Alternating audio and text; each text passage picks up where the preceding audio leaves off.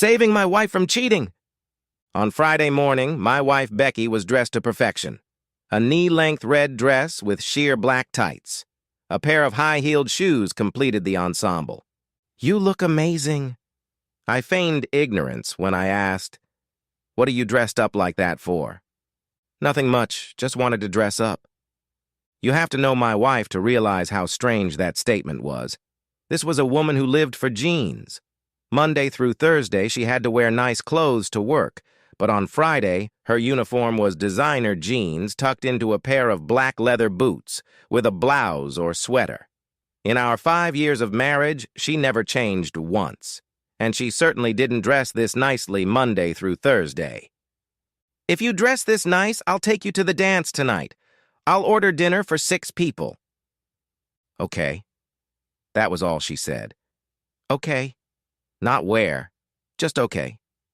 I wanted to press on, but I needed to make a business call to the East Coast before leaving for the office.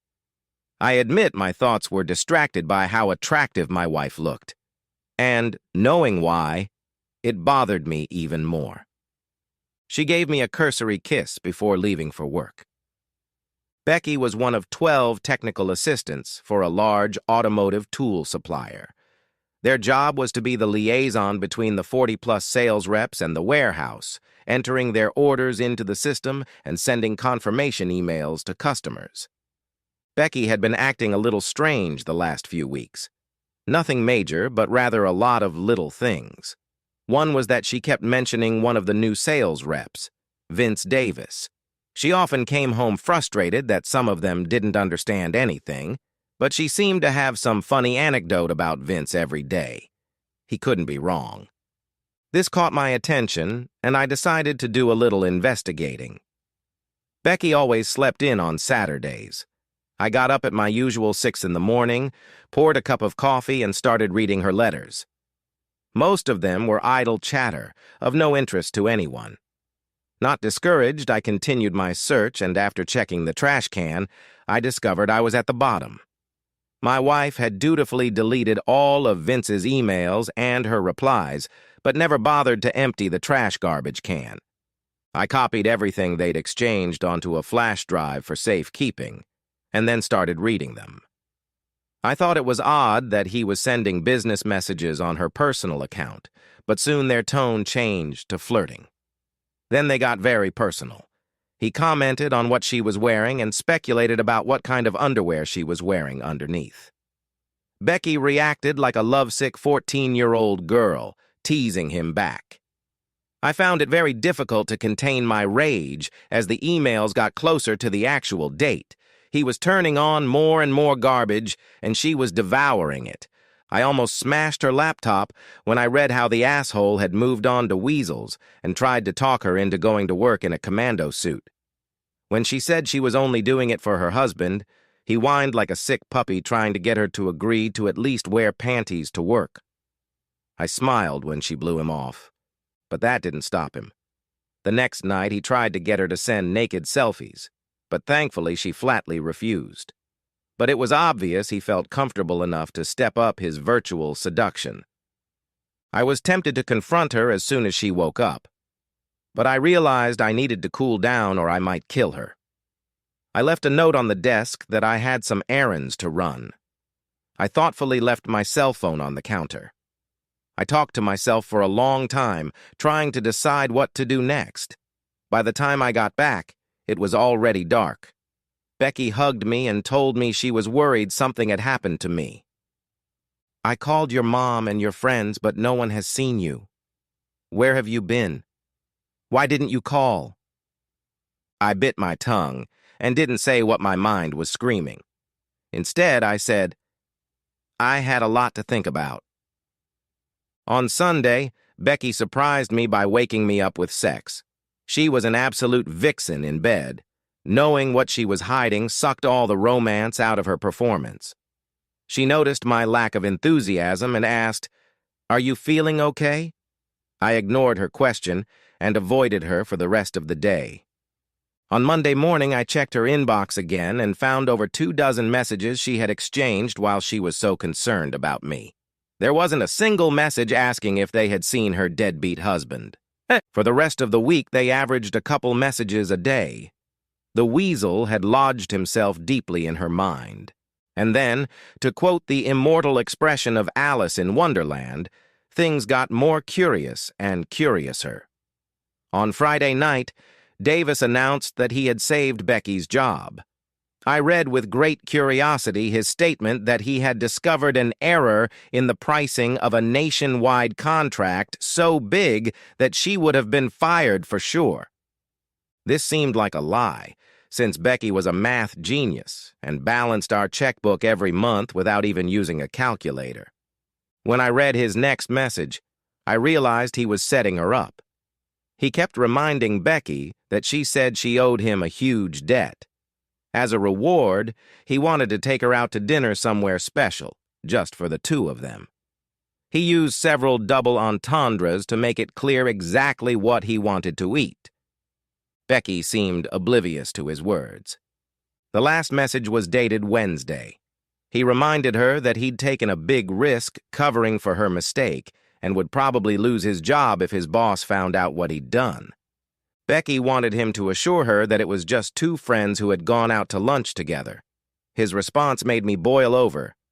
Yes, just two friends, who will become much closer friends. He then gave specific instructions on what she should wear for their private lunch date. When I saw what she was wearing that morning, I knew I had to act quickly to save my marriage. Becky had lunch every day from 11:30 to 12:30. At 11:25, I showed up unannounced to take my wife to lunch. I was looked at strangely by several women I passed, as if they shared a dirty secret. When I showed up at Becky's workplace, she almost screamed, "What are you doing here?" That drew even more attention. "Do I need a reason to take my beautiful wife out on a lunch date?" Becky opened her eyes wide, stammering, "I can't. You forgot we're having dinner tonight. Besides, I'm going out to lunch with Mary Beth and Irene." Both threw her a look that I interpreted as, "Don't suck me into your cesspool." Irene spoke first. "Girl, nothing is more important than you going to lunch with your husband." Mary Beth shook her head. "You know I always take my lunch with me. Sounds like you're stuck with me." I grinned my best Cheshire Cat grin. Becky fidgeted like a cheater in church when I held out my hand to her. At that moment, a smarmy man in a cheap suit walked in. He was a typical scrappy traveling salesman, always on the case and full of trash. He started to say, "Who's ready to go to?" but didn't finish the sentence. He froze when he saw me holding my wife's hand. I could hear the other technical assistants giggling behind me. I was glad I was wearing my new tailored suit. I looked successful, and he looked like a used car salesman. "Alex, this is Vince Davis." He held out his hand. I ignored it and said, "My wife and I will be back in an hour." He just stood there, shuffling from foot to foot, looking stupid until he finally asked one of the ladies a lame question about an item that wasn't in stock. I worked up the courage to stop by the grocery store where a very tasty lunch was waiting for me. I spread it out on one of the picnic tables provided by the company. Becky chatted nonstop about work, but for some reason never once mentioned Davis. Then I said, "If I didn't know better, I'd think that pompous jackass thought he was taking you to lunch." Becky started choking on her roast beef sandwich. I handed her something to drink and asked, "Honey, is there something you want to tell me?" Her silence lasted for over a minute. She wouldn't look me in the eye when she finally spoke. "I really screwed up on a big order. I priced an item so low I probably would have been fired." Vince noticed the mistake and corrected it. I told him I owed him a big debt of gratitude. It's just an expression people say all the time. Vince said he wanted to go on a lunch date to pay him back for saving my job. "So this morning when you said, 'I just felt like dressing up,' you weren't being honest with me." "Well, he said he wanted me to look nice." "You're letting that asshole tell you what to wear." "He kind of asked me to, well, yeah, I guess he told me to wear a red dress." "You know all the women you work with think you're having an affair with him." Becky screamed, "Who told you that?" I saw it on their faces when I walked by. Yep, she stammered. Let me guess. He was hanging around you, bringing you coffee, telling you jokes. No, he was just friendly. Friendly? Did he bring coffee to any of the other 11 women who do the same job for him that you do? No, but your co-workers aren't blind. They saw him wooing you, just like they noticed you wearing a dress on Friday.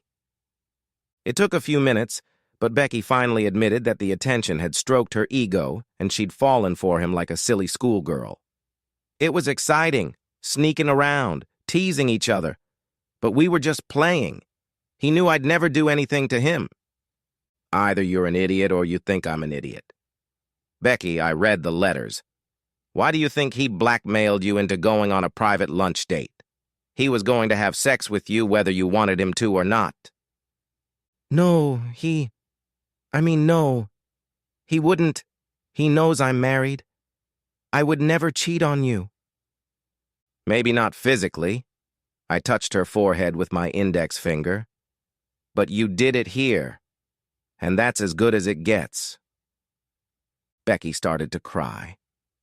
I put my arms around her and said, You betrayed me. You betrayed our wedding vows. And actions have consequences.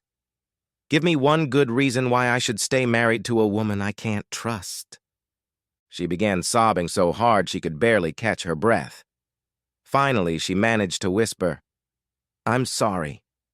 You're sorry. I'm sorry, I shouted. That's not the reason. That's what a cheating wife says when she gets caught. If I hadn't come when I did, he'd be having sex with you right now. I took my hand off her shoulder and stood up to leave. That brought her back to reality. She screamed, No! And lunged forward to grab my leg. Let go! I'm getting away! She gasped like an asthmatic. Don't go! I have tons of reasons. You saved me from the biggest mistake of my life. She paused to calm herself. You're the only man I've ever loved. You're the only man I've ever wanted. A long pause followed as she tried to catch her breath. Tears and snot rolled down her face. Without you, I don't want to live. Please forgive me. I'm such an idiot. Tell me what I have to do to make things right, and I'll do it. Anything. Please don't leave me. She collapsed to her knees and started sobbing. I waited a couple minutes, then lifted her face in my hands and said, I love you too much not to forgive you. But we'll talk about this a lot more when we get home. I held out a handkerchief to her. Now wipe your face, you look awful. Becky jumped up and screamed with joy, I love you so much. She threw her arms around me and gave me the best kiss ever. We sat in silence for a few minutes. I wrapped my arms around my wife and squeezed her tightly. I checked the time and asked, Are you ready to meet your co-workers? As ready as I am at all. Then it's nearing the hour to make things right. I cleared my desk, then escorted my wife to her workstation. I looked around for Davis, but he had the good sense to stay out of sight. Two of her co-workers approached and introduced themselves. Becky sat down and hung her head bashfully. I asked them in a loud voice to keep an eye on my wife because I was afraid her red dress would attract human scum. Just because I forgave her didn't mean I would forget her indiscretion. You should have seen the smirks on their faces. Both asked for my business card to keep me in the loop. I wrote my cell phone number on the back. Becky's face was as red as her dress. My last stop was the Human Relations Department, where I introduced myself to Ms. Gladys White, the Director of Human Resources. Ms. White looked like a refugee from a 1950s black and white movie. I even caught a hint of witch's ointment and mothballs in her silver hair. I introduced myself and asked for a few minutes. What can I do for you, Mr. Niles? I think we can help each other. My wife, Becky, for you, Rebecca, works as a technical assistant. Ah, the legendary Scarlet Lady.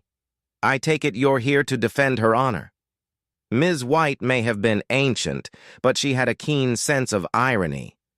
You are not the first to seek an audience with me about this situation. Unfortunately, your wife has become quite a topic of conversation. I reached into my suit pocket and pulled out an envelope. This may seem a little unusual, but I would like to file a harassment complaint against one of your sales representatives. Let me guess, Vince Davis. A thin smile cracked across her weathered face. You're right, Mr. Niles. This is very unusual, but you're piquing my curiosity. Please continue. My wife is the most dedicated employee you have, but at 5 p.m. she switches over and forgets her work until 8 the next morning. However, for the past few weeks, she can't seem to carry on a conversation at dinner without mentioning Davis. What he did, what he said. This has not escaped my attention, so I began to make a little investigation. I got up half an hour earlier than my wife and used that time to search her computer every morning. It took all my self-control not to scream when I read Davis's emails. The first few were work-related, then he started flirting with her. He even tried to talk her into going to work without panties. Oh my God, Ms. White said. Last week, he sent an email claiming that he had discovered a significant error in a large order she was entering. An error that caused the item to be priced below cost. He said he corrected the price and re-entered the order, and no one found out a thing. She foolishly said she was deeply indebted to him for saving her job. Davis began pressuring her to go on a private lunch date so she could properly thank him. In addition to emails, he harassed her at work.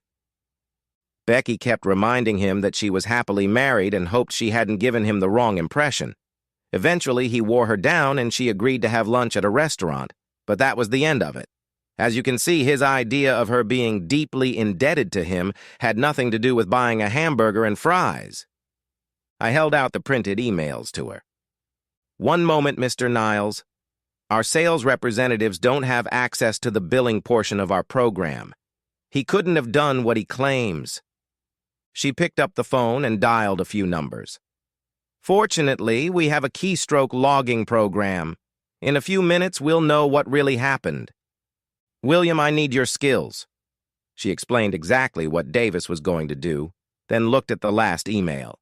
Check Rebecca Niles' computer from last week. You're sure about that? Every single order. I'm sorry I doubted you. Thank you very much, William. Mr. Niles, it appears your wife has been sold the goods. Every order she entered was 100% accurate, no changes. From what her supervisor said at her last performance review, I would be very surprised to hear otherwise. Unfortunately, my wife believed him. That's really very unfortunate. There have been no letters for the last 2 mornings, but when I saw the way she was dressed, I realized that the asshole had blackmailed her into going on their lunch date. That raises an interesting question. I can't understand why he would want to force your wife to draw so much attention to herself with that dress. One would think discretion would be paramount. I bet Davis is a misogynist, and he was more interested in flaunting his control over her to make her his trophy, so to speak. It didn't matter if he had sex with her, as long as his buddies thought he did. I think you're right, Mr. Niles.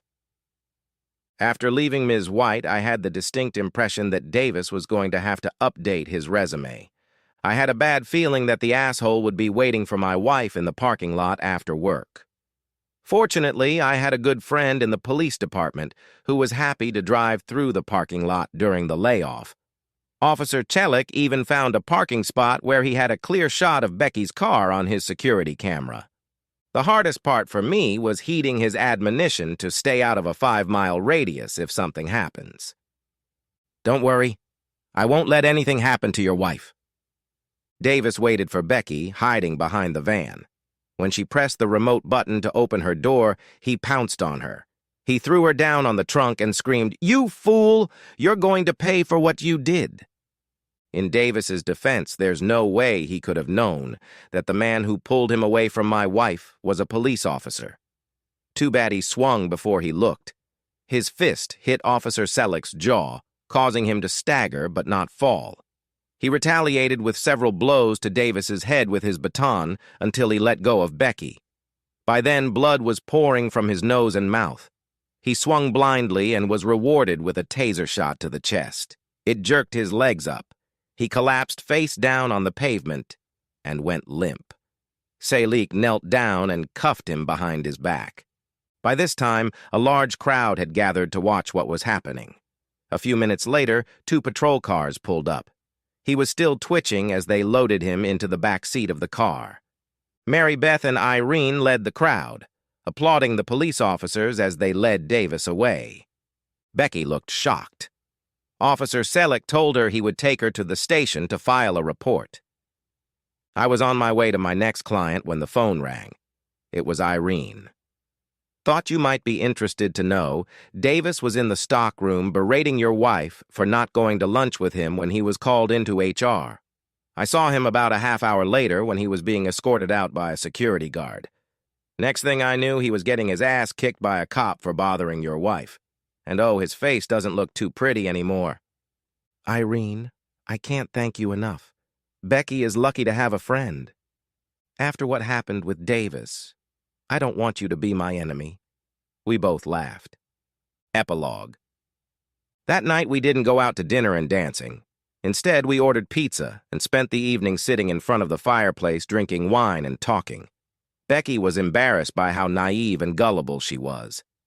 She called me her hero and said I was like a knight in shining armor protecting her virtue. Many tears were shed, but now we are closer than ever. Then we went upstairs to have sex in the name of forgiveness. The end. Subscribe to my channel. Thank you.